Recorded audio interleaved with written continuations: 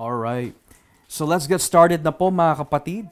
Sa ating nakaraan na pag-aaral, we have come to learn kung ano po ang nilalarawan ng babae, ng dragon at ng lalaking sanggol o yung sanggol na lalaki na dinescribe po dito in Revelation chapter 12. We have come to learn that yung primary reference of symbolism doon po sa babae ay walang iba kundi ang iglesia. Both Old Testament and New Testament na pinagsama, yun po ang representation in the symbolism doon po sa babae.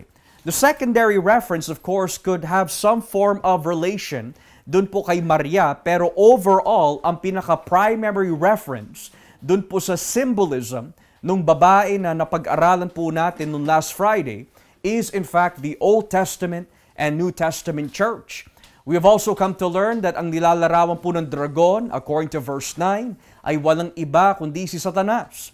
At yung sanggol na lalaki is in fact a reference to the Lord Jesus Christ. Dito po natin natutunan na nais po kainin po ng dragon ang sanggol mula po dun sa babae. Pero dahil po hindi magawa ng dragon ho ito dahil inakyat na po ng Diyos ang sanggol sa trono at sa kanyang presensya, ang sabi po ng Biblia, as a reference dun po sa meaning ng symbolism, tinalo na ho siya. He has now been defeated. At wala na ho siya magagawa dahil ang nilalarawan po ng pag-akyat ng sanggol na lalaki sa presensya po ng Diyos is none more than the resurrection of Christ. So sa ating pag-aaralan po ngayon mga kapatid, papasok po tayo in chapter 12, verse 7 to 12, na kung tawagin po, the heavenly war. Okay? So lagi ho nating tatandaan na mula po sa talatang 7 hanggang talatang 12, ito po yung tinatawag the heavenly war, ang digmaan sa langit. Now, marami po ang naging interpretation sa tekstong ito. At yung karamihan po na nababasa ko ho na interpretation in verses 7 and 12 ay tumutukoy po daw dun sa origin kung paano po bumaksak o nahulog si Satanas during the time of creation. Nang ibig sabihin, ang tinuturo po daw ng verse 7 to 12 is the origin story or yung beginning kung paano po nahulog si Satanas, kung paano po nagkasala si Satanas. Yan po daw ang nilalarawan ng mga tekstong ito. Pero mamaya makikita ho natin that from verses 7 to 12, wala po ito kinalaman sa origin ng pagkahulog ni Satanas. Wala po ito kinalaman sa book of Genesis chapter 1. Kaya hindi po natin pwede gamitin ang chapter 12 verse 7 to 12 bilang proof text o teksto na dito po nagsimula na hulog si Satanas at tumutukoy po daw ito sa Genesis. Hindi po yun ang konteksto ng ating pag-aaralan. Kundi makikita ho natin that kaya pala po nagkaroon ng digmaan sa langit ay dahil nung muling nabuhay po ang ating Panginoon at siya po ay inakyat na sa langit, dito na po papasok ang inauguration ng kaharian ng Diyos. Nang ibig sabihin, pinapakita ho sa atin sa ibang presentation kung ano po ang nangyari kay Satanas nung muling nabuhay si Kristo. Now let's read verse 7. Sabi po dito, pagkatapos nito, nagkaroon ng digmaan sa langit. Si Michael at ang mga kasama niya mga anghel ay nakipaglaban sa dragon. At lumaban din ang dragon at ang kanyang mga anghel. Ang una na banggit po dito na figura is Michael. Sa Biblia, ang pangalan po na Michael, or we could say yung anghel na Michael, ay madalas na nababanggit po sa aklat ng Daniel. Pero dito, ang sabi po ng Biblia, si Michael ang isa o kung di nangunguna sa pakikipagdigmaan laban sa dragon. So ngayon, ang tanong po dito, sino po ba si Michael? Well, in the Old Testament, kung babasahin po natin in Daniel chapter 10, One of the first references kung kailan po nabanggit si Michael is in Daniel chapter 10, verse 13. Dito po tayo sa Daniel Kapitulo 10, talatang 13. Ito yung mga kauna-unahang mga teksto na nagbigay ng referensya at pagkabanggit kay Michael the angel. Sabi po dito sa Daniel Kapitulo 10, talatang 13, sabi ho dito in Daniel 10:13, pero hindi ako nakarating agad dito dahil sa loob ng 21 na araw ay hinadlangan ako ng pinuno ng kaharian ng Persia. Mabuti na lang at tinulungan ako ni Michael na pinuno ng mga anghel dahil ako lang ang nakikipaglaban sa pinuno ng Persia. So ano po yung nabanggit kay Michael po dito ayon po sa Daniel? Siya po yung tinatawag pinunong anghel. Okay? Pinunong anghel. Pero sa literal, he is known as in Daniel, the Great Prince, ang tawag po sa kanya. Great Prince, according to the book of Daniel. Okay? Ngayon, yung nabasa po natin sa Daniel Kapitulo 10, ayon po sa kanyang konteksto, nanalangin po si Daniel na magkaroon po siya ng pangunawa tungkol po sa pangitain na kanyang nakita. Pero dahil hindi po niya maunawaan, ang sabi po ng Biblia, siya po ay nakipag-ugnayan po sa Panginoon for 21 days. Nakipag-ugnayan po siya. Pero sabi po ng Biblia, sinagot na po ng Diyos ang panalangin ni Daniel. Pero ang sabi po nung anghel, most likely is Gabriel, ang sabi po nung anghel, hinadlangan po siya of another angel known as the Prince of Persia. Siya po yung namumuno sa lugar po ng Persian Empire na umuusik po sa mga mananampalataya. So may humahadlang po kay Gabriel. Pero sabi ng Biblia, tinulungan po si Gabriel ng Great Prince of Israel by the name of Michael. And this Michael na binabanggit po dito ay tinatawag po yung punong anghel na tumulong po kay Gabriel. Karagdagan po, kung ibababa po natin na basa in verse 21 of Daniel chapter 10, sabi ho dito, naparito ako para ipaliwanag sa inyo ang nakasulat sa aklat ng katotohanan. Sa aking pakikipaglaban, walang ibang tumulong sa akin kundi si Michael lamang, ang pinuno ng Israel. He is known as the Prince. So dito, tinawag po si Michael the Prince. Okay? Lastly, in chapter 12 verse 1 ng Daniel, tignan niyo po ang nakalagay.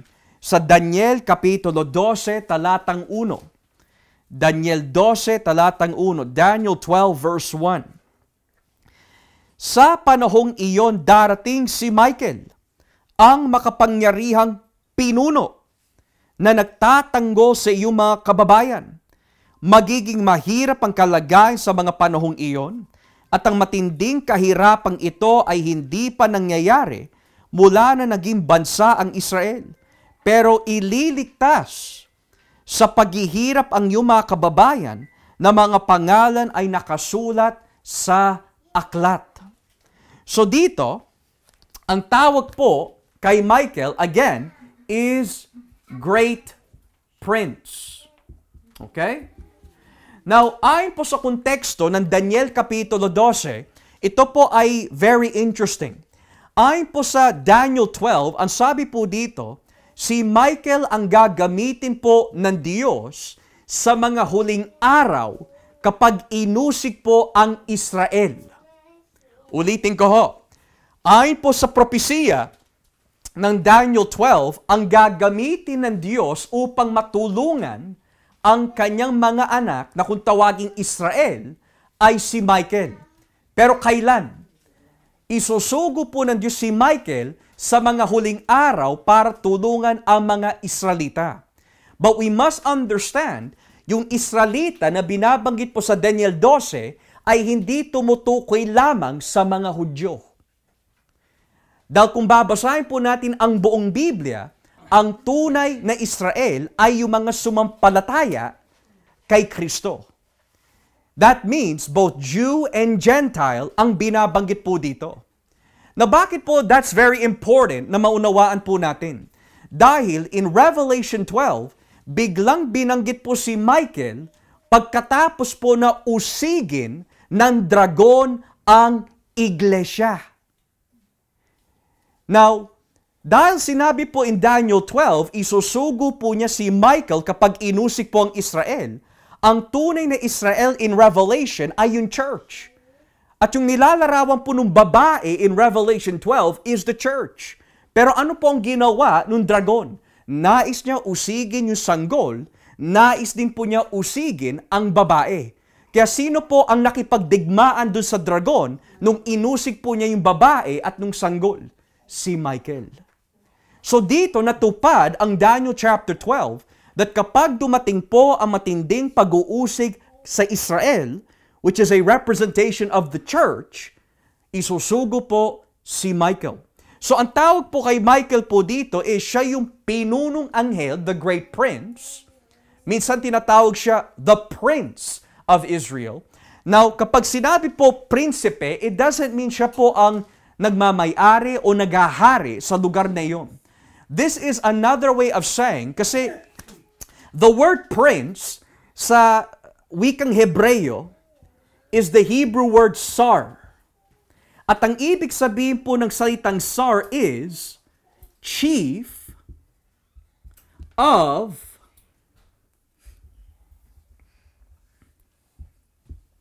the military command. So kapag sinabi po na siya po ang prinsipe o punong prinsipe, it doesn't mean siya ay hari. It doesn't mean siya po ang namamahala sa Israel in the sense of a prince. Pero ang ibig sabihin po ng salitang great prince po dito is, he is the chief of the military command. Now, it's fascinating dahil pagdating po dito in the book of Jude, tignan niyo po yung nakalagay dito sa Jude chapter 1, verse 9. Saan po na natin nakuha yung salitang archangel? Let's go to Jude chapter 1, verse 9. Jude chapter 1, verse 9. Tignan niyo po ang nakalagay.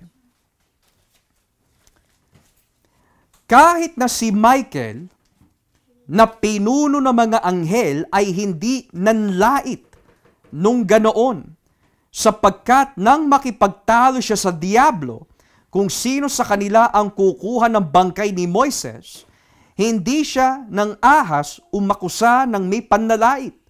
Sa halip sinabi lang niya, sawayin ka ng Panginoon. So dito, humugot po si Jude mula po from the Apocrypha na kung tawagin the Assumption of Moses. At ayon po sa tradisyon ng Assumption of Moses, ang tawag po kay Michael is the Archangel. So, kung tatanungin po natin, bakit po siya tinawag sa Daniel bilang the Prince? Because the Hebrew word for prince is sar, which means chief of military command. Pero pagdating po dito in Jude verse 9, ang tawag po sa kanya is Archangel. Kapag sinabi arch, it means siya ang namumuno or ruler or chief of the angelic military command. Okay? So when we ask the question, sino po ba si Michael? Siya ang anghel ng Diyos na binigyan po ng otoridad na maging chief ng kanyang military command. Okay? Pero hindi po siya mas mataas o mas higit kay Kristo. Dahil si Jesus, siya ang Panginoon of the heavenly hosts. Pero kay Michael, siya po ang chief of the military command. Okay? Si Gabriel naman, dahil siya po ay binabanggit din po sa Biblia, we could say, ang kalagayan at estado po ni Gabriel in the New Testament, ayon po sa aklat ng Lucas, he is the one who stands at the presence of God. Yun lang ang binabanggit po sa aklat ng Lucas. Si Gabriel is the one who stands at the presence of God. And that is a very high position. Very, very high position po yun. Bukod po dito, Gabriel is also known na magpadala ng mga mensahe. Siya nagpadala ng mensahe kay Daniel, nagpadala din po siya ng mensahe kay Maria, and other more information na nabanggit po in the New Testament. But when it comes to Michael, he is an archangel. Now, wala din po binabanggit sa Biblia kung sino po ang mas malakas doon sa dalawang anghel. And that is not important. Ang importante po dito is that the reason why binanggit si Michael dahil ayon po sa Daniel chapter 12, kapag inusig na po ang tunay na Israel, which is the church, siya ang isusugo ng Diyos. Okay? Now, the question is, ano po ang nangyari nung nakipagdigmaan si Michael dun sa dragon? Balikan po natin ang Revelation chapter 12. Sabi po dito, in verse 8, ngunit natalo ang dragon at ang kanyang mga anghel at pinalayas sila mula sa langit. So notice the words, pinalayas sila mula sa langit. Yung salitang pinalayas is not, in my opinion, the best word na ginamit po dito. Kasi it's more than pinalayas ang ginamit ho dito sa sa literal na salin. But rather, the more literal is, there was no place found in heaven. Yan ang literal. Nang ibig sabihin, kung babasahin po talaga natin sa literal na salin, it means, nung tinalo nila Michael si Satanas, ang sumunod po ng mga salita is, nawalan po sila ng pwesto. Nawala po sila ng lugar sa langit. Yun ang literal. Pero, kailangan ho nating tanungin bakit kailangan banggitin, there was no place found in heaven? Bakit napaka-specific ng mga words? Wala silang nakita o walang pwesto, wala silang lugar na matagpuan sa langit. Now again, ang interpretation po ng mga ibang Kristiyano is, si Satanas ay dating nakatira sa langit, pero dahil po tinalo siya ni Michael, nawala po siya ng pwesto sa langit. Pero hindi po yan ang tinutukoy po dito. Makikita ho natin mamaya kung bakit po siya inalis sa langit. Hindi dahil may pwesto ho siya doon, hindi dahil po siya po ay nanggaling doon, kundi rather, may ginagawa po siya sa langit na ngayon wala na po siyang otoridad, which we will see mamaya. Now, the question again is, bakit binanggit there was no place found in heaven? Whenever may binabanggit na mga specific words in Revelation, most likely, tumutukoy po ito muli sa lumang tipan. So, saan po natin makikita sa lumang tipan yung mga salitang wala silang lugar na matagpuan sa langit? Now, let's read Daniel chapter 2, verse 34 and 35. Basahin po natin ang Daniel, Kapitulo 2, talatang 34. Daniel 2, 34 hanggang 35. Daniel chapter 2, verse 34 to 35. Okay? Tignan niyo po ang nakalagay dito, mga kapatid. Daniel 2, verse 34 and 35. Sabi po ng Biblia, at habang tinitignan niyo po ang ribulto, may batong natipak na hindi kagagawa ng tao. Tumama ito sa mga paang bakal at luwad ng ribulto, at nawasak ang kanyang mga paa. Agad namang nadurog ang buong ribulto na gawa sa bakal, luwad, tanso, pilak at ginto. At parang naging ipa sa giikan na ipinadpad ng hangin kung saan-saan. Pero ang batong bumaksak sa paan ng ribulto ay naging malaking bundok at pumuno sa buong mundo. Now look at verse 35 in English. Then the iron, the clay, the bronze, the silver, and the gold were all broken to pieces and became chaff on a threshing floor in the summer. The wind swept them away without leaving a trace. Pero sa isang salin nakalagay, swept them away till there was found no place for them. So yung salita pala, there was no place found in heaven, ay tumutukoy po sa Daniel 2, talatang 35. That is the only place na makikita po natin sa Lumang Tipan na ganyan ang salita na ginamit. Pero ang tanong, kung dito humuhugot po ang Revelation, bakit Daniel 2 ang ginamit?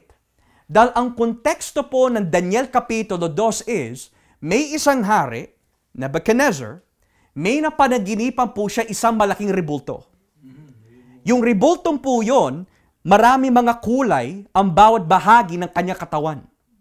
At ang kulay ng bawat bahagi ng kanyang katawan ay naglalarawan ng mga empire na sasakop sa susunod na empire. Pero yung bawat empire na papasok, hindi lang po nila sasakupin kung sino man yung naghahari ho doon, kundi sila din ang mag-aalipin sa mga Israelita. Pero may nakita po si Daniel in that dream, si Nebuchadnezzar in that dream, isang bato na hindi kagagawan ng tao. At ang ibig sabihin po nun, yung batong po na binabanggit po doon ay tumutukoy po sa Mesiyas na sa kanyang pagdating ho dito, wawasakin po niya ang lahat na masasamang kaharian. So ngayon, ano naman ang application po noon sa Revelation 12, verse 8? Is because ang nilalarawan po ng dragon is Satan at yung mga anghel po niya who influences yung mga masasamang empires in the world na umuusig sa church. Pero nung tinalo po ni Kristo si Satanas sa kanyang muling pagkabuhay, isinugo po si Michael upang pabaksakin si Satanas, and there was no place found in heaven. Nang ibig sabihin, natupad yung sinasabi sa Daniel 2:34 hanggang 35. Sa madaling salita, ang nilalarawan pala ng pagkahulog ni Satanas mula sa langit at nawalan po siya ng pwesto o lugar ho doon, ay tumutukoy po sa pagwasak ni Kristo sa mga masasamang kaharian. So lagi ho natin tatandaan na in the English translation, nang banggitin there was no place found in heaven, tumutukoy po ito sa Daniel chapter 2, verse 35. Amen? Now, let's continue on. Balikan po natin ang Daniel 12. Dito naman po tayo in verse 9. Revelation 12, verse 9. Revelation chapter 12, verse 9. Revelation 12 verse 9. Kaya, itinaboy ang malaking dragon, ang ahas noong unang panahon na tinatawag na Diablo o Satanas, na nanlilinlang sa mga tao sa buong mundo. Itinapon siya sa lupa kasama ang kanyang mga anghel.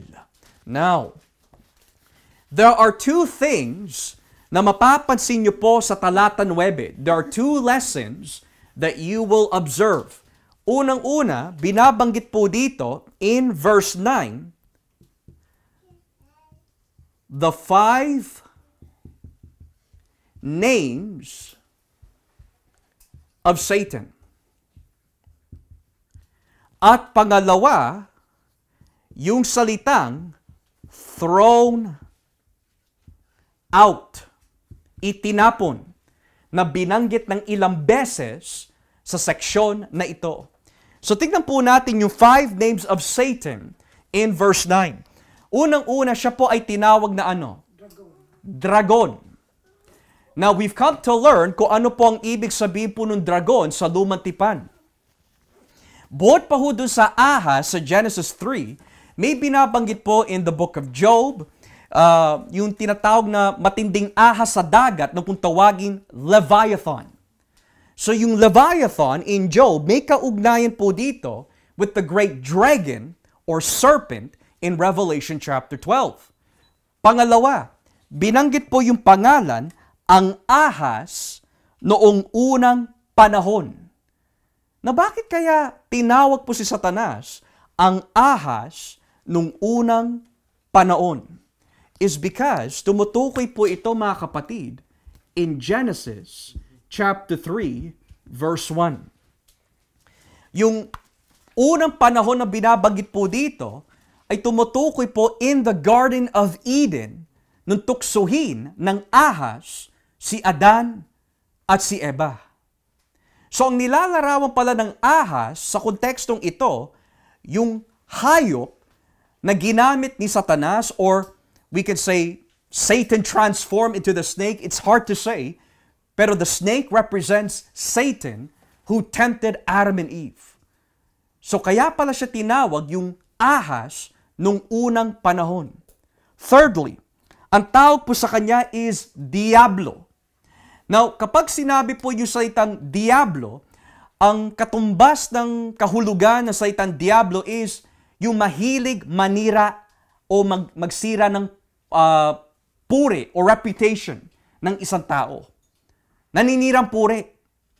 So lahat ng ugali ng paninirang puri ay nanggagaling kay Satanas. Siya ang may akda ng slandering. So when we talk about the words or name Diablo, Diablo yan. Ang ibig sabihin po ng Diablo is yung mahilig manira ng tao. Mahilig manira ng reputation. Naninirang puri. Yun ang ibig sabihin po nun. Now the question is, bakit po siya tinawag na slander o mahilig manira? Dahil lagi ho siya naghahanap ng kasalanan sa buhay ng isang tao upang isumbat sa kanila ang kanilang pagkakasala na hindi sila karapat-dapat na patawarin ng Diyos. Kayo po ba mga kapatid, dahil ako, aminado po ako, nakakaranas po tayo minsan na may bumubulong sa ating pag-iisip. Hindi ka na mahal ng Diyos dahil nagkasala ka. Hindi ka karapat-dapat patawarin dahil ito ang nagawa mo. Ang kasalanan mo ay paulit-ulit na lang. Hindi ka na kayang mahalin pa ng Diyos. Hindi ka karapat-dapat pumasok sa langit dahil napakasama mo. Huwag ka na magpatuloy sa Panginoon. Yung mga ganong klaseng pabulong o pag-iisip ay nanggagaling sa gawa ng Diablo. He is a slanderer. And in what way does he slander? He slanders the church in this way. Ganyan ba ang Kristiyano? Araw-araw ka na lang ganyan? Ganyan ba ang Kristiyano? Sinasabi mo, ito yung dapat gawin pero ganyan ka. Now, we have to make a distinction. Kapag ang Espiritu Santo ang nag-convict, ang lagi niya gagamitin is, anak, nagkasala ka, magsisi ka. Si Satanas, iba.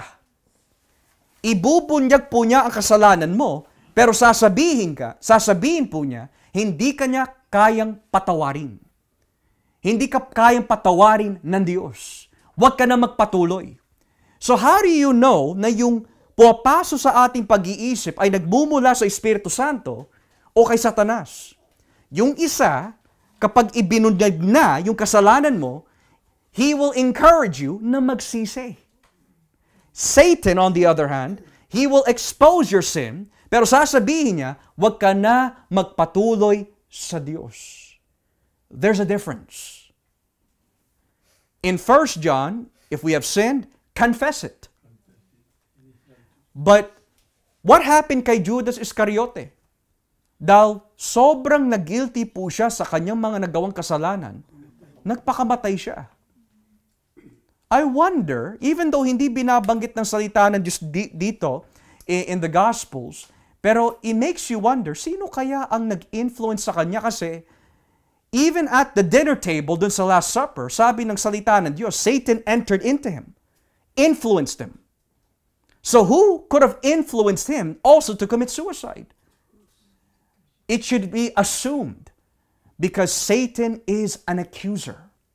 Matter of fact, it's fascinating dahil kung babasahin po natin dito sa aklat ng Zechariah chapter 3, Zechariah chapter 3, talatang 1, makikita ho natin kahit sa lumang tipan, mahilig na ho siya mampuna, mahilig na po siya mag-slander.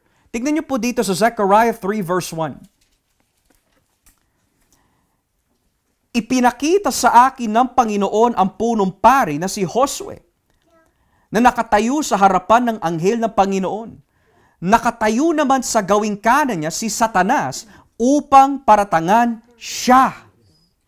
Pero sinabi ng anghel ng Panginoon kay Satanas, ayon sa Panginoon na pumili sa Jerusalem, mali ka, Satanas, sapagkat ang taong ito na si Josue ay iniligtas niya sa pagkakabihag katulad ng panggatong na inagaw mula sa apoy.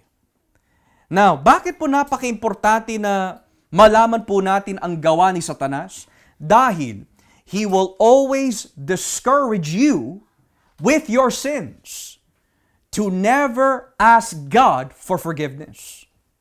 Ang lagi niya itatanim po sa atin, you see yung mga nagawa mo, hindi ka na mamahalin ng Diyos, hindi ka na patatawarin ng Diyos. Lagi niya isusumbat yun sa atin. Kahit yung mga nakaraan natin na nagawa kasalanan, huhukayin pa niya yun. Yun ang ugali ni Satanas. Ayaw niya bitawan yung mga nagawa natin noon, huhukayin pa niya yun. Kaya nga sa kawikaan pagdating sa mga tao, ang taong mahilig maghukay ng mga nakaraan, hindi kaayusan ang hinahanap niya. Nasa kawikaan yun. Pero ang tanong, sino ang may ganong klaseng pag-uugali? Si Satanas. Now, pagdating sa mga Kristiyano, ang trabaho po natin kapag may nahulog po sa kasalanan, ay hindi yung ibaba yung tao, kundi restore, such as one, in gentleness, in meekness. Baka tayo naman ang mahulog. Nang ibig sabihin, kung lasay si Mama Tess nagkasala, ganyan naman yan lagi naman yan nagkakasala, bahala siya sa buhay niya. Mali yun. Pero ang tama is, nagkasala ang ating kapatid, tulungan natin. Ipanalangin natin. Ipakita natin na ang Diyos ay mapagmahal, maawain, tapat sa kanyang mga pangako. So always remember, ang trabaho ni Satanas, kung bakit siya binigyan ng pangalan, Diablos or Diablo, is because he is a slanderer. He is known to wreck the reputation of people. Yun ang trabaho po niya. Now, the next name na binanggit po dito is Satan. Anong ibig sabihin po na salitang Satan? Ang ibig sabihin po ng pangalan na Satan is adversary. Kaaway. Kalaban. Ngayon, kaya ho siya tinawag na Satanas dahil lahat ng mga bagay na may kinalaman sa Diyos, sa katotohanan, sa kabanalan, against siya doon. Natatandaan niyo po ba si Pedro nung sinabi ng ating Panginoon, ako ay mamamatay and after 3 days, bubuhayin ako. Ano sabi ni Pedro? Malayo mangyari yan sa iyo, Panginoon. Ano sabi po ng ating Panginoon kay Pedro? Get thee behind me, Satan. Now, he's not saying that Peter himself was Satan. What he's saying there is, yung mentalidad na hadlangan mo ang kalooban ng Diyos is not for God. And it's not from God. And then, ginatungan pa na ating Panginoon as a way of explanation, the way that you think is not the way of God, but the way of man. So why is he saying that? It's because Satan means someone who opposes the things of God. Okay? So, ang pangalan po ni Satanas na nabanggit po dito is, he is a dragon, representing chaos and evil in the Old Testament through Leviathan. Tinawag din po siya yung ahas nung unang panahon, which has a reference dun sa Genesis. Tinawag po siya slander o diablo. At ngayon, tinawag po siya kaaway, adversary. But another thing that mapapansin po natin dito is, he is also called deceiver. The one who deceives the whole world. Now, marami mga katanungan kagaya po, Brother Josh, bakit napakaraming reliyon sa ating mundo? Siya yung namumuno Lahat ng mga reliyon na punong-puno ng kasinungalingan, sa kanya nang galing. Hindi ang Diyos ang gumawa nun, si Satanas. Dahil nung simula pa lang, there's only one true living God, not many. So saan nang galing yung maraming reliyon, maraming mga Diyos-Diyosan? From the deceiver. Siya ang nagturo sa mga pagano, maraming Diyos. Siya ang nagturo sa Muslims na si Jesus ay hindi Diyos. Siya ang nagturo sa mga iglesia ni Kristo na si Jesus ay tao lamang. Siya ang nagturo po sa Judaism na si Kristo ay isang rabay lamang. So lahat ng mga huwad na reliyon nanggaling sa Kanya. Kaya nga tingnan niyo po yung binabanggit dito sa 2 Korinto Kapitulo 4.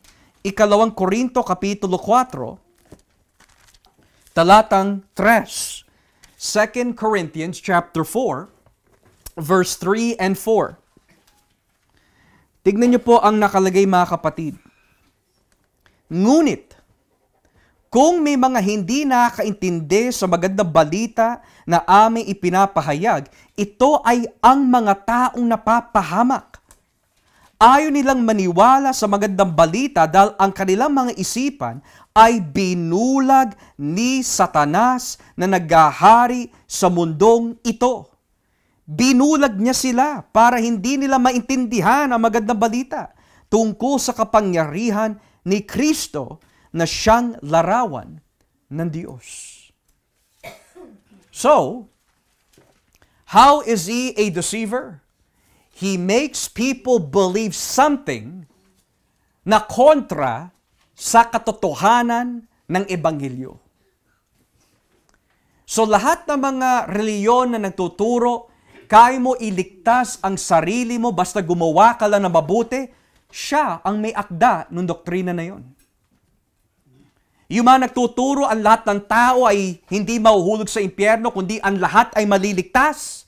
Dahil ang Diyos ay mapagmahal sa mga tao dito sa mundo, siya ang may gawa ng doktrina na yon. Siya din ang nagturo na walang impyerno. Siya din ang nagturo na si Kristo ay hindi nagkatawang tao. Siya ang nagturo ng lahat ng kasinungalingan. So lagi ho natin tatandaan, he is a deceiver. Pero bukod pa ho dito, in the book of Revelation, kitang-kita ho natin mga kapatid kung paano po niya dinadaya ang mga tao. Dinadaya niya po ang mga tao dahil ibinigay niya ang kanyang impluensya at kapangyarihan sa halimaw upang sambahin po ng mga tao yung halimaw na siya nga ang tunay na Diyos. Pero makikita ho natin in several weeks to come na itong Satanas, may araw din ho siya na itatapon po siya sa lawang apoy. And when that happens, wala na ho siya dadayain pa na tao. So we see why he's called the deceiver. Every form of manipulation nanggagaling ho sa kanya. Lahat ng kasinungalingan nanggagaling ho sa kanya. Diba sabi ni Kristo sa mga Pariseo sa Juan 8:44, ang nais ng iyong ama ay iyong gagawin. Siya ay mamamatay tao nung una pa lang at siya ang ama ng lahat ng kasinungalingan. At walang katotohanan na makikita sa kanya. So kaya pala sinasabi ng Biblia, huwag tayo magsisinungaling dahil kapag tayo ho ay nagpa-practice ng kasinungalingan, hindi ang Diyos ang ama natin, kundi ginagawa natin ang gawa ni Satanas. Kaya nga hindi po pwede po ba white lie, brown lie, yellow, may mga kulay pa eh. Hindi ho. Ang lahat ng kasinungalingan ay nagmumula sa Kanya. Lagi ho natin tatandaan po yon. So ngayon, binanggit po dito yung salitang thrown out. pinalayas o itinapon. Yung ginamit po na salita po dito is the Greek word balo. At ang ibig sabihin po ng balo is hinagis o itinapon. Now, it's fascinating dahil 3 beses, well technically 4, pero 3 beses, ginamit yung salitang itinapon sa section na ito. Una, sa verse 9, itinapon siya sa lupa kasama ang kanyang mga anghel. That's 1. Now, when you read verse 10, tignan niyo po sa verse 10. Sabi ho dito, dumating na ang pagliligtas ng Diyos sa mga tao, ipinapakita na niya ang kanyang kapangyarihan bilang hari at ang otoridad ni Kristo na kanyang pinili, sapagkat pinalayas o itinapon na mula sa langit ang umaakusa. And then, kung ibababa po natin ang basa sa talatang 12, kaya magalak kayo, kayong nakatira sa kalangitan.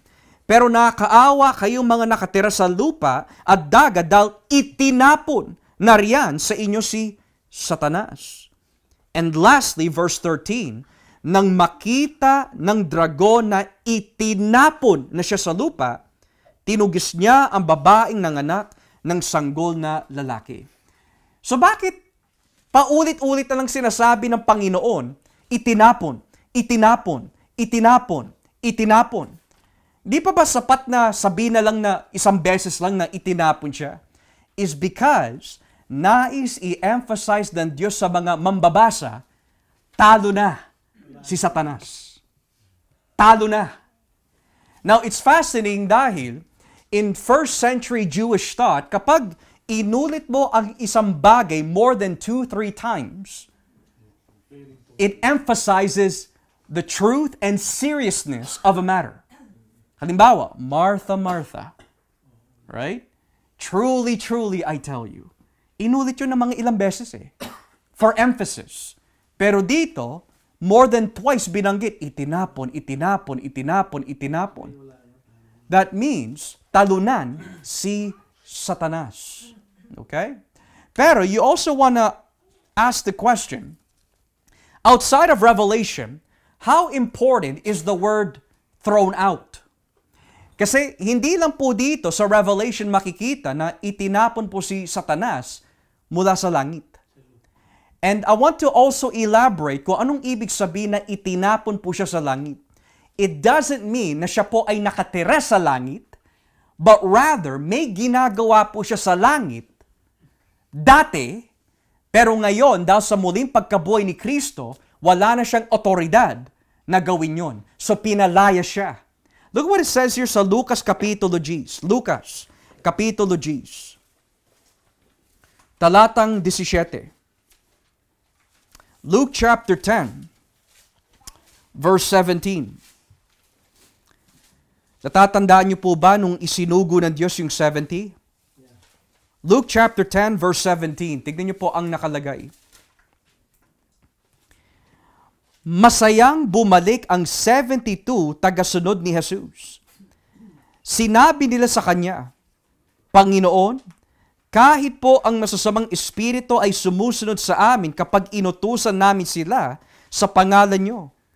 Sinabi ni Jesus sa kanila, nakita kong nahulog si Satanas mula sa langit na parang kidlat. Now, ang tanong, kailan po nangyari yon na nahulog si Satanas? Well, there can be a double reference po dito. Maari ito po ay tumutukoy bago pa ho nahulog si Adan at si Eva. Posible po yon. Or, nung nagsimula na po palayasin ni Kristo ang mga masasamang espiritu at dumating na ang kaharian ng Diyos partially, nagsimula na matalo ang otoridad ni Satanas. Now, which of the two kaya ang tama? Well, buti na lang, may supporting verse. Dito po tayo sa John chapter 12. John chapter 12. Dito po tayo sa talatang 31 hanggang 32. John 12:31 to 32. Tignan niyo po ang nakalagay. John 12:31 to 32. dumating na ang paghato sa mga tao sa mundo. Malulupig na si Satanas na siyang nagahari sa mundong ito. In English, and now is the time for judgment on this world. Now the prince of this world will be driven out or casted out, ang nakalagay. Now, here's the question.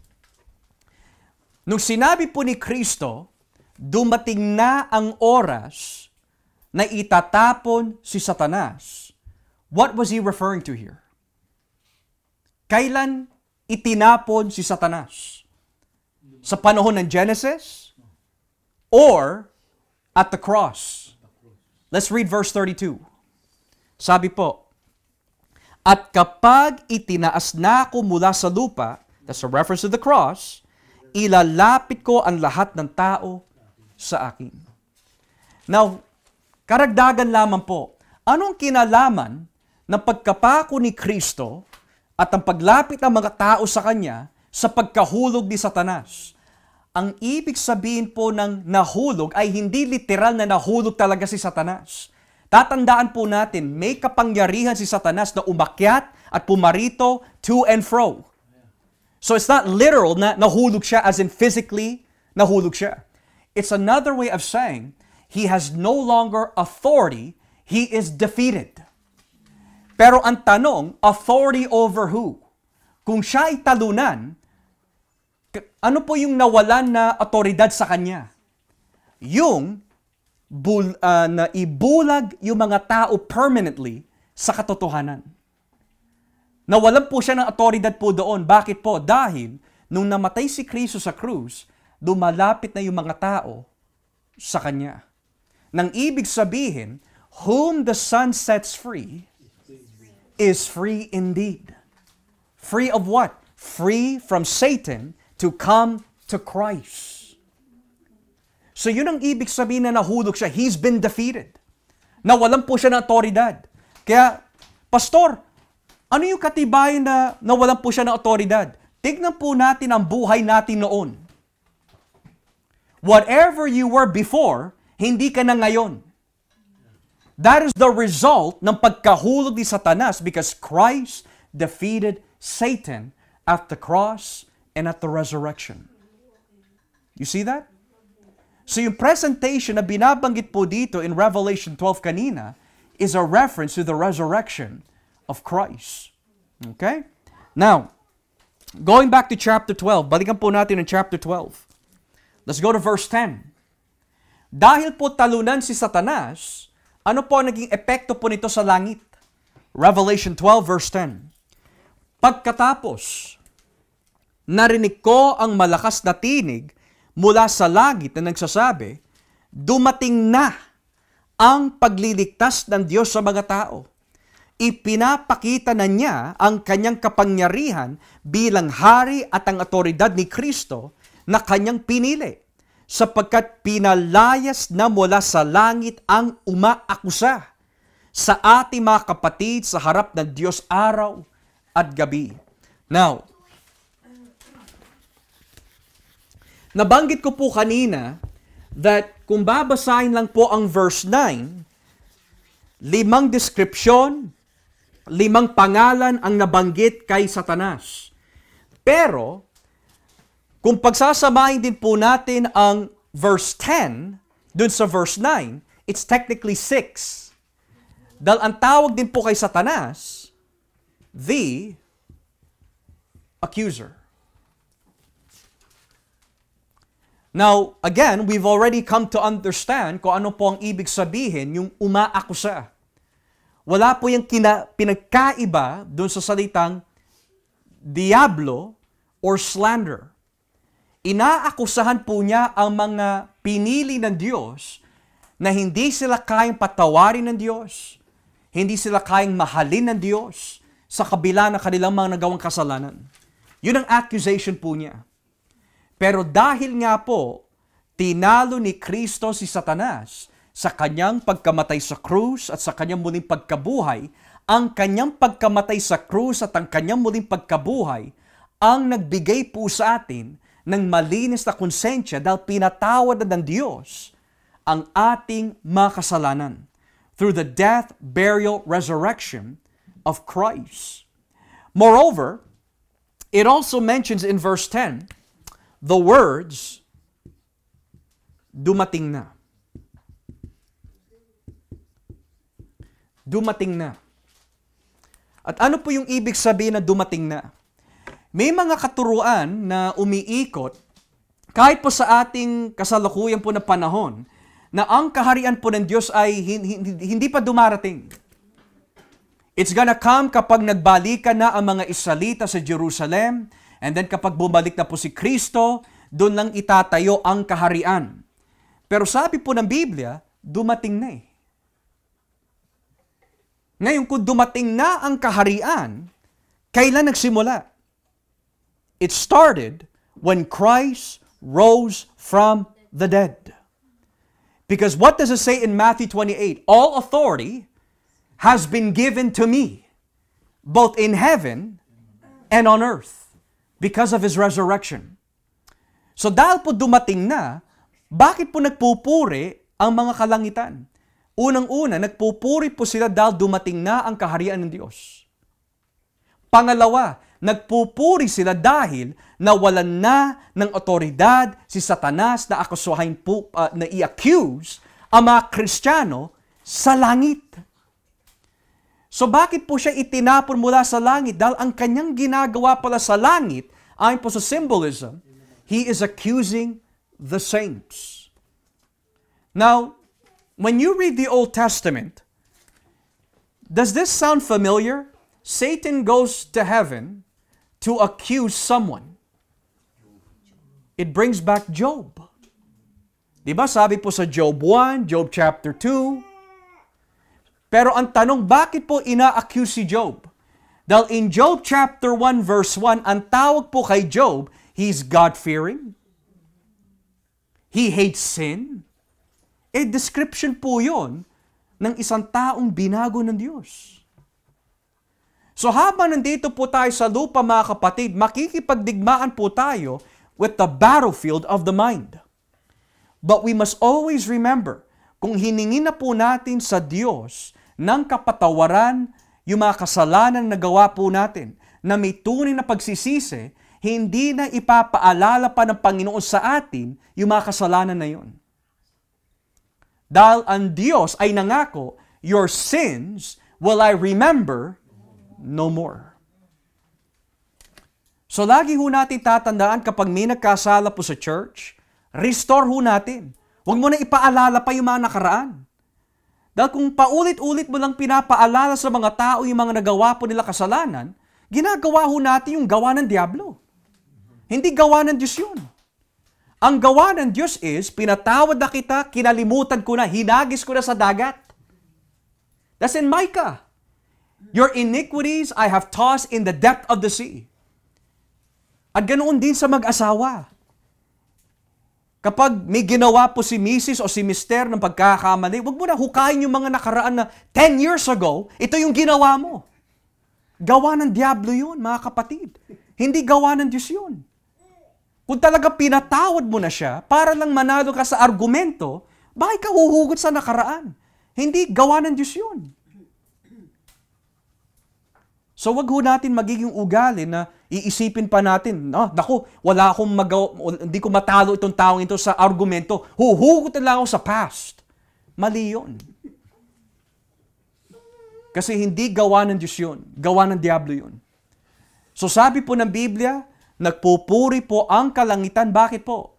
Dahil yung umaakusa, pinalayas na mula sa langit. Now, what is that application for the church? Well, what this symbolizes is the condemner can no longer condemn because Jesus rose again from the dead. And that means, yung tehelohihan ni Pablo sa Roma 8, who can lay a charge against God's elect? No one. Because it is Christ who died for us. Kaya sabi ni Pablo, there is no more condemnation to those who are in Christ Jesus. Di ba napakagandang balita yun mga kapatid?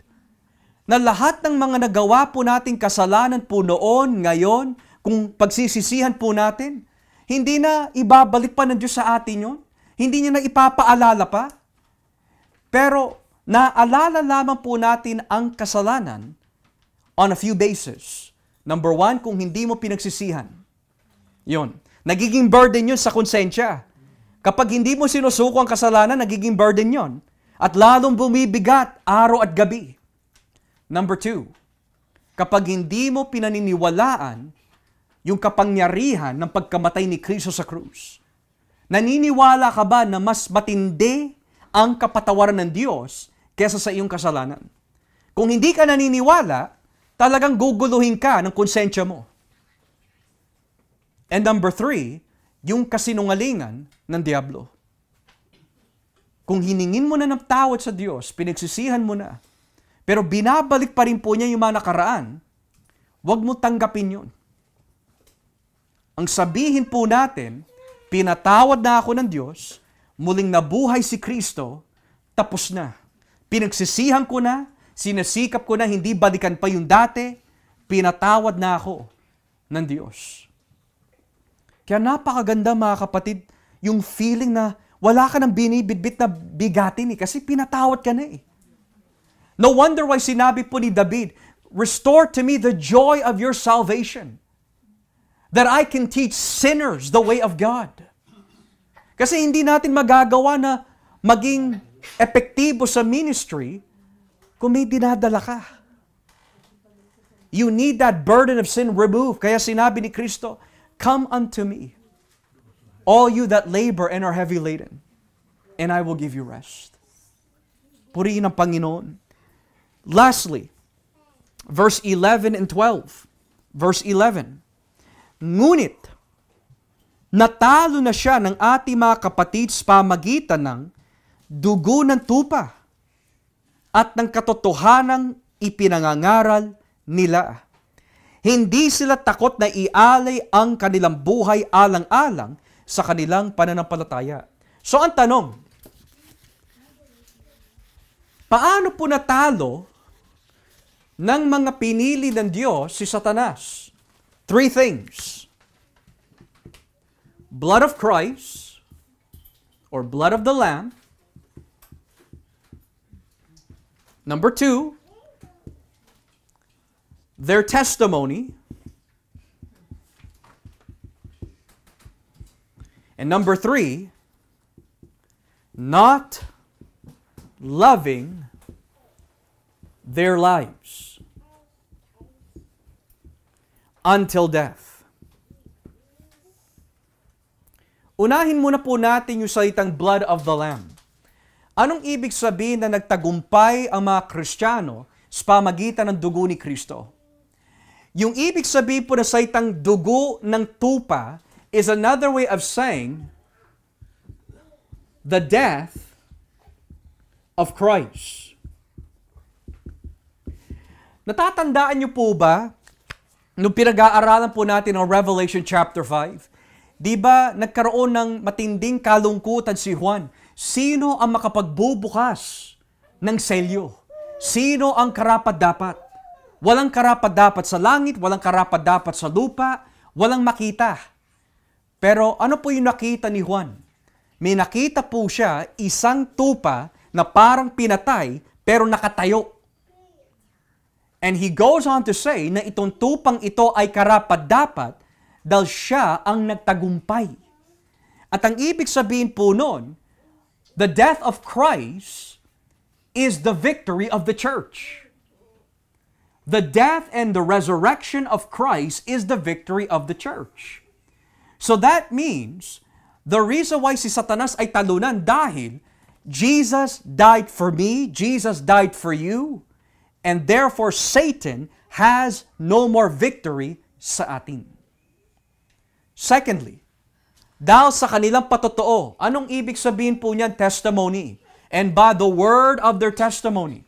Does that mean Nagbibigay tayo ng patotoo in the sense of, ako po si Joshua, ikakwento ko po sa inyo kung paano po binago. Nagsimula po ito several years ago. Yung po bang ibig sabihin po ng testimony? No. It means the gospel. Ibinigay na ho sa atin ng ASND yung buod na kahulugan dahil sa mga ipinangangaral nila. Ano po ba ang pinapangaral po nila bilang patotoo? The gospel. The gospel. So, hindi natin matatalo si Satanas sa doktrina ng pagbibigay ikapo. Hindi natin matatalo si Satanas sa doktrina ng pag-aayuno o pananalangin. Hindi natin matatalo si Satanas by speaking in tongues. But the Bible says, we defeat Satan by what? By the word of their testimony. The gospel. The gospel. Lastly, not loving their lives until death. Now, it's interesting dahil, kung babasahin po natin saglit ang Marcos Kapitulo 8, may binanggit po si Kristo that has some eschatological connection dito po sa tekstong binasa natin. Marcos 8, talatang 34. Mark chapter 8, verse 34. Mark chapter 8, verses 34 to 35. Tignan niyo po sinasabi. Pagkatapos, tinawag niya ang mga tao, pati na ang mga tagasunod niya at pinalipat sa kanya. Sinabi niya sa kanila, ang sino mang gustong sumunod sa akin, ay hindi dapat unahin ang sarili. Dapat ay handa niyang harapin kahit ang kamatayan, alang-alang sa pagsunod niya sa akin. Sapagkat ang tao naghahangad magligtas ng kanyang buhay ay mawawalan nito. Ngunit ang taong nagdanais mag-alay ng kanyang buhay alang-alang sa akin at sa magandang balita ay magkakaroon ng buhay na walang hanggan. Now, bakit kaya sinabi ng verse 11 na nagtagumpay ang mga Kristiyanong ito dahil kay Kristo, dahil sa kanyang magandang balita, at dahil hindi po nila minahal ang kanilang buhay, maging sa kamatayan? Ang tinutukoy pala ho dito ay yung mga Kristiyano na pinatay. Now, sa ating paningin minsan, kapag ang Kristiyano ay pinatay para sa iba, talunan po ang ibig sabihin nun. Pero hindi ho. Kapag tayo po ay pinatay dahil sa ating pananampalataya, tagumpay ang ibig sabihin nun. Hindi talo ang tawag doon, kundi tagumpay. Now, kung natatandaan po natin in chapter 11, nung pinatay po yung dalawang saksi, ano po ang ginawa ng mga tao na hindi sumasampalataya sa Diyos? Natuwa. Nagdiwang sila, nag-celebrate. Dahil akala nila kapag pinatay mo ang Kristiyano, panalo ka na. Hindi ho. Ayon po sa Diyos, kapag namatay ka dahil sa iyong katapatan sa akin, tagumpay ang tawag doon. Pero ang talo ay ito. Yung takot ka mamatay kay Kristo, talo ka. Bakit talo? Ano yung mawawala sa iyo? Mawawala ang kaluluwa mo. Kapag mas natakot ka sa kamatayan kesa sa Diyos. So yung sinabi ng ating Panginoon, mawawalan ang taong ninanais iligtas ang kanyang buhay. Ang ibig sabihin kung mas mahal mo ang buhay mo kesa kay Kristo, mawawala ang kaluluwa mo sa kabilang buhay. Pero kung handa ka mawalan ng buhay ngayon, upang matagpuan mo ang buhay sa kabilang buhay, tagumpay tayo. Tagumpay ang tawag doon. Kaya nga maraming tao na natatakot mawalan ng pera, natatakot na iwan yung mga kayamanan nila dito sa lupa. Yan yung binabanggit po sa Marcos 8, takot na mawalan ang kanilang buhay. Kasi ang buhay po nila makamundo nakatali dito sa mundo. Pero ang tunay na Kristiyano, bagamat may kahinaan ho tayo, ilalagay sa atin ng banal na Espiritu yung nais na maging kontento na mawala man lang ang lahat ng bagay, wag lang si Kristo. Mawala na ang kotse, mawala na ang bahay, mawala na ang pagkain, mawala na ang lahat. Wag lang si Kristo. Yun ang bunga ng isang tunay na Kristiyano. Sa gayon, as we come to a close, dito po sa chapter 12, verse 12, tapusin na ho natin. So, nagtagumpay po sila because of Christ, the gospel, and not loving their lives. Sabi po sa talatang 12 of chapter 12 of Revelation, kaya magalak kayo, kayong nakatira sa kalangitan. Pero nakakaawa kayong mga nakatira sa lupa at dagat dahil itinapon na riyan sa inyo si Satanas. Galit na galit siya dahil alam niyang kaukonti na lang ang natitirang panahon para sa kanya. Now, before we come to a close, there is one question that gives two answers in verse 12. And that question is this: ano ang epekto ng pagkahulog ni Satanas sa langit? Yan ang tanong. Ano ang epekto ng pagkahulog ni Satanas mula sa langit? And the answer, two things. Yung pagkahulog ni Satanas sa langit, apektado ang langit doon. Apektado din ang lupa. Now, maaari ho natin tanungin, paano apektado ang langit sa kanyang pagkahulog? Apektado po sila sa isang positibong bagay. Dahil sa kanyang pagkahulog, ang epekto po ng kanyang talunan na estado is, ang buong kalingatan ay nagpupuri sa Diyos. That's the first effect of heaven. All of heaven is rejoicing. Okay? So there's a positive.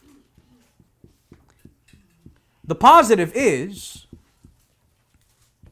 rejoicing. Ang naging epekto sa pagkahulog ni Satanas sa langit. But what is the second answer po dito? B. Negative. Bakit po negative? Well, sabi po sa talatang 12, pero nakakaawa kayong mga nakatira sa lupa. Bakit po nakakaawa? Dahil persecution is coming.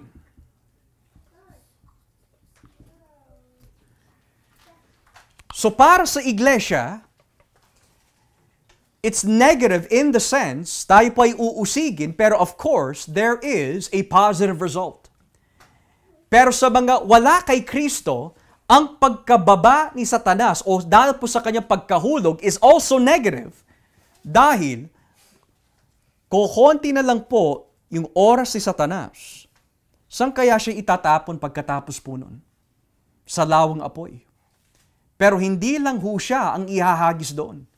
Pati na rin ang lahat ng sumamba sa kanya. So notice the two effects. Sa langit, positive ang epekto ng pagkahulog ni Satanas. Dahil nagpupuri sila eh. Wala na yung umaakusa eh. Talunan na siya eh. Pero it's negative sa mga tao dito sa mundo. That's why you have wars. That's why you have death. That's why you have sickness and disease and deception.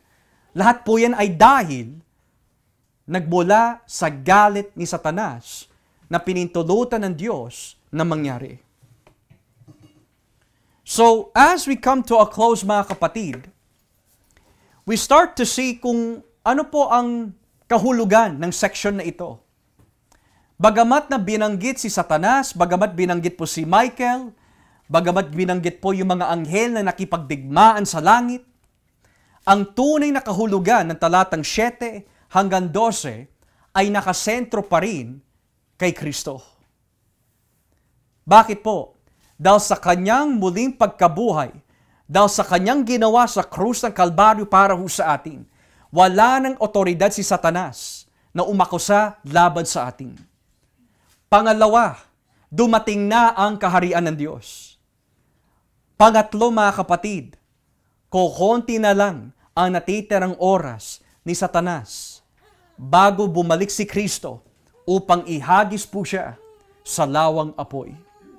So, with that being said, nawa po sa ating pag-aaral, nakita ho natin from verse 7 to 12 ng Revelation 12, ito ay tumutukoy sa victory of Christ and the defeat of Satan.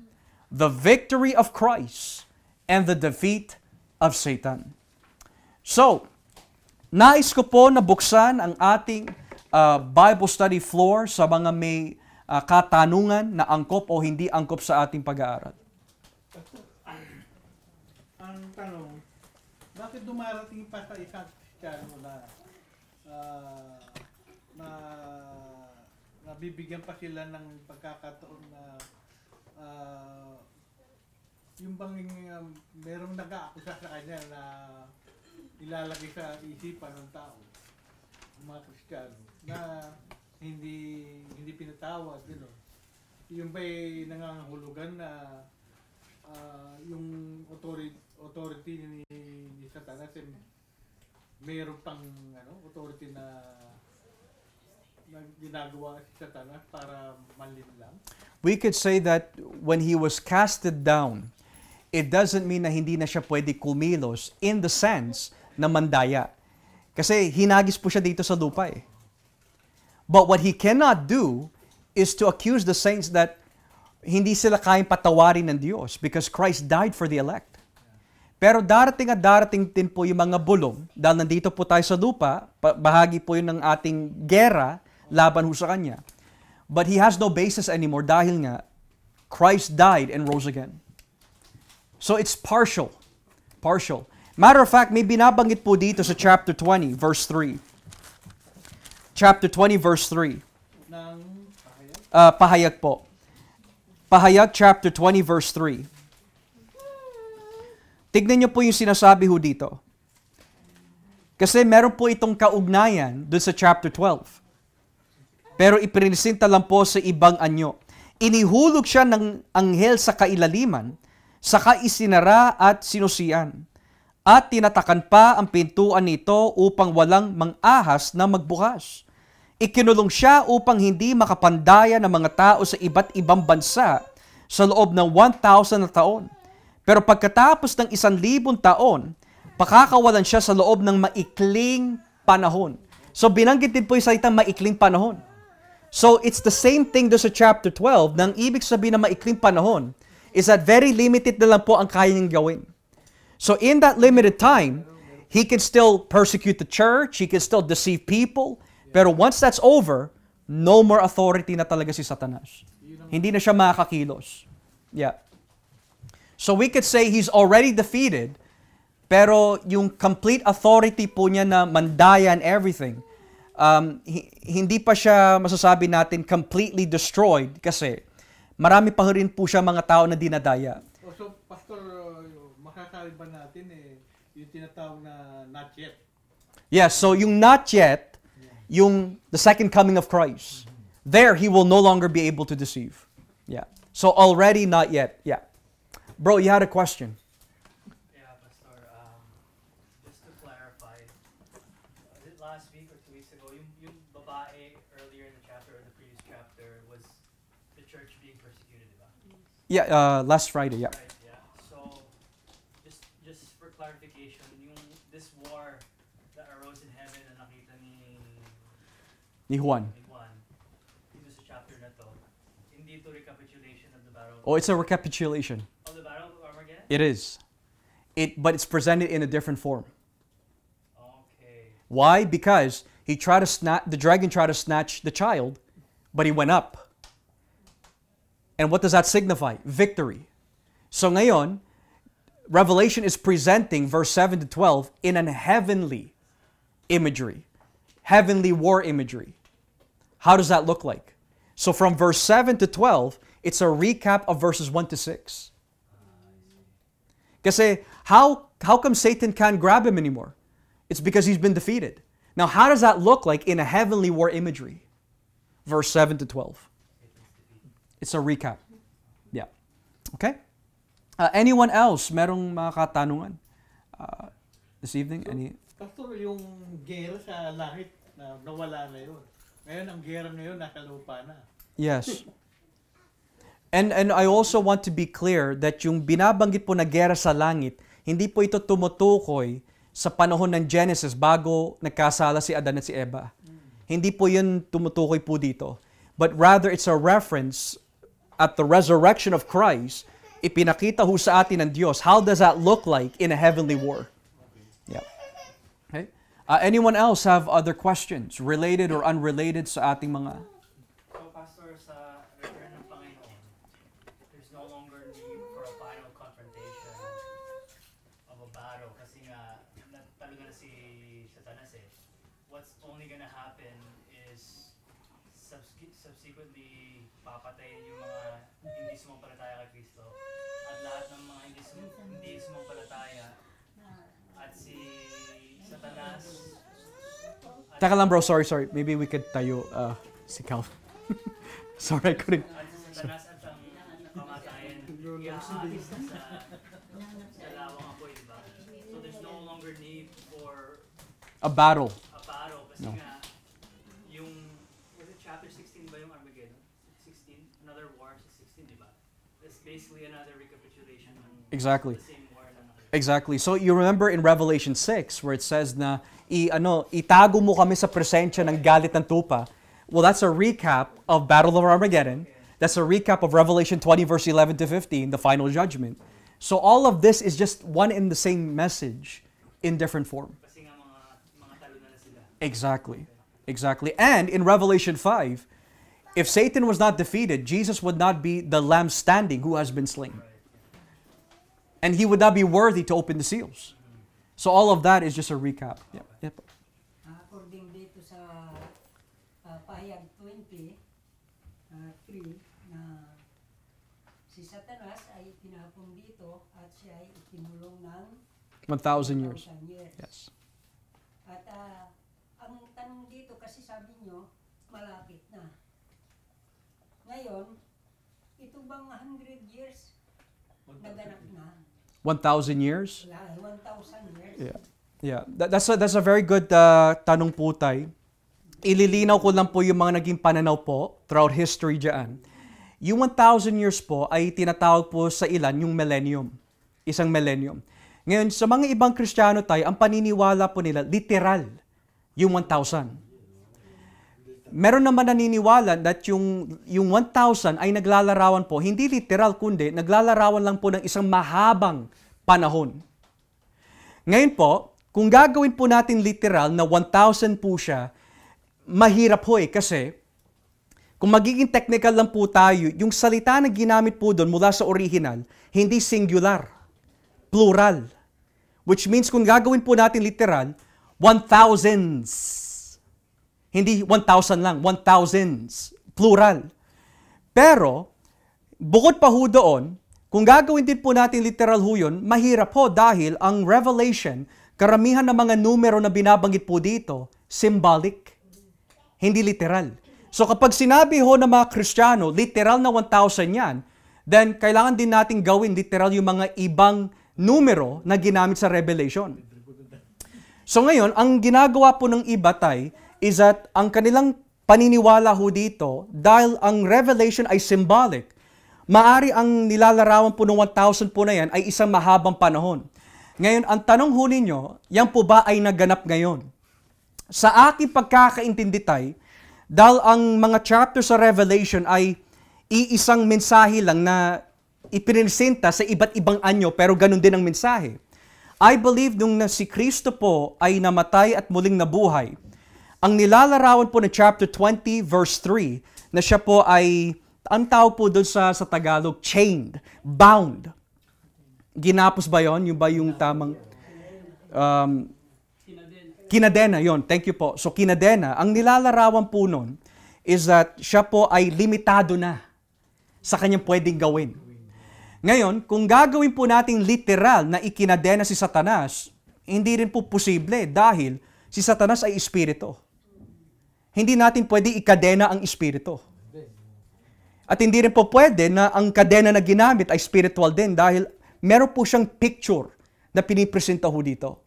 So we can say, Tay, that ang nilalarawan po ng Revelation 20 is, nung si Kristo po ay namatay at muling nabuhay, limitado na ang kanyang pwedeng gawin. Ngayon, ano pong ibig sabihin na siya po ay pinalaya upang makapagdaya pa ng maraming tao? Ang tinutukoy po niyan is that limitado na po siya sa kanyang kapangyarihan sa mga Kristiyano. Dahil kaya po tayo pinalaya ng Diyos dahil nagtagumpay si Kristo laban kay Satanas. Pero yung mga taong hindi sumasampalataya, yun yung mga taong binigyan ng Diyos ng otoridad kay Satanas na yun ang dadayain mo. Pero tayo, hindi na tayo pwede dayain na wag tanggapin si Kristo dahil sumasa atin ang banal na Espiritu. So sa aking pagkakaintindi po dito, Tay, bagamat ito ay isang mainit na diskusyon sa mga Kristiyano, sa aking pagkakaintindi ho, ito ay tumutukoy dun sa limitation ni Satanas. Limited na ho. So kung tatanungin po natin yung mga ibang Kristiyano, sasabihin nila, hindi pa nagaganap ito, magaganap lang pag bumalik na si Kristo, and then, doon pa lang, ikakadena si Satanas. Pero dahil ang tinutukoy po dito is yung very limited na sphere ni Satanas, I believe na tumutukoy po ito doon sa kanyang pagkatalo nung naipako si Kristo at siya'y muling nabuhay. So yun ang pagkakaintindi ko po dyan, Tay. Okay? Naging klaro po ba sa inyo, Tay, yung paliwanag ko? Okay. Thank you po doon. Talagang yung chapter 20, napaka-tinde ng debate ho dyan. Napaka-tinde ho. So dyan po puwapasok yung mga tinatawag na pre-mill, post-mill, all-mill. Dyan po sila nakakatalo-talo dahil po sa chapter 20. Meron nga isang Kristiyano nagbiro eh. Ang doktrina ng millennium, di ba patungkol po yun sa kapayapaan, peace, it is the doctrine of peace that every Christian fights over. So yun ang biro po ng isang mangangaral. And it's true. Dahil kung ang millennium ay tumutukoy nga sa paghahari ng Diyos, bakit nagtatalo-talo ang mga Kristiyano pagdating sa doktrina na ito? So yun ang paliwanag ho doon. Okay? Anyone else may katanungan itong gabi? Any questions? Okay? So, kung naging klaro naman po mga kapatid ang ating pag-aaral nitong gabi, tatandaan ho natin, once na pinagsisihan ho natin ang ating mga kasalanan, at sinabi mismo ng Diyos na pinatawad Kanya, wala ng otoridad si Satanas na umakusa ho sa atin dahil si Kristo ang ating saligan. He is our shield o sandigan. He is our shield. He is our refuge. He is our Savior. Let us give doxology to our God.